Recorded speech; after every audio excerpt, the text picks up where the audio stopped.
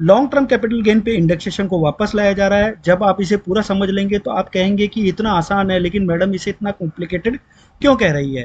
Friends, 23 जुलाई 2024 से पहले अगर आपने कोई लैंड एंड बिल्डिंग परचेज की है और आप उसे जब सेल करेंगे तो आपके पास में दो ऑप्शन रहेंगे।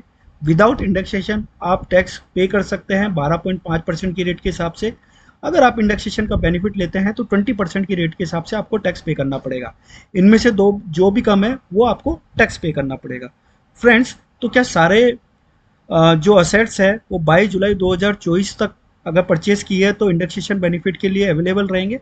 ऐसा कुछ नहीं है। ओनली लैंड एंड बिल्डिंग पर ही इंडेक्सेशन बेनिफिट अवेलेबल रहेगा। अदर एसेट जैसे कि ज्वेलरी हो गई, इस पर आपको इंडेक्सेशन बेनिफिट नहीं मिलेगा।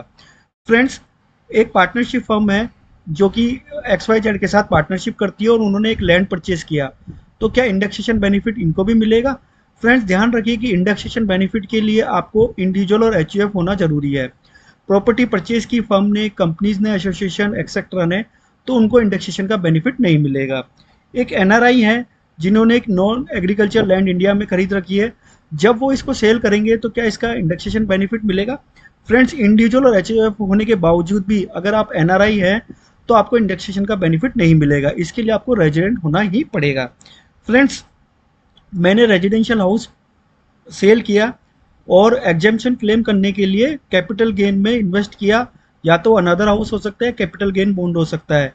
क्या मेरे को जो इंडेक्सेशन है उसका बेनिफिट मिलेगा? अब आप ध्यान रखिए कि इंडेक्सेशन का बेनिफिट एक लिमिटेड पर्पस के लिए ही होता है, वो आपकी टैक्स लाइबिलिटी को क्रिएट करने के डिटरमाइन करने के लिए ही। जब आप 40 सेक्शन 54, 54B, 54EC में इन्वेस्ट करते हैं तो वहां पर आपको जो इन्वेस्टमेंट करना है वो विदाउट इंडेक्सेशन के बेनिफिट पे करना है। फ्रेंड्स, इसके बावजूद भी अगर इंडेक्सेशन बेनिफिट अप्लाई करते हो आपको कोई लॉस हो रहा है तो वो लॉस आप कैरी फॉरवर्ड नहीं कर सकते, अदर कैपिटल गेन के साथ में एडजस्ट नहीं कर सकते।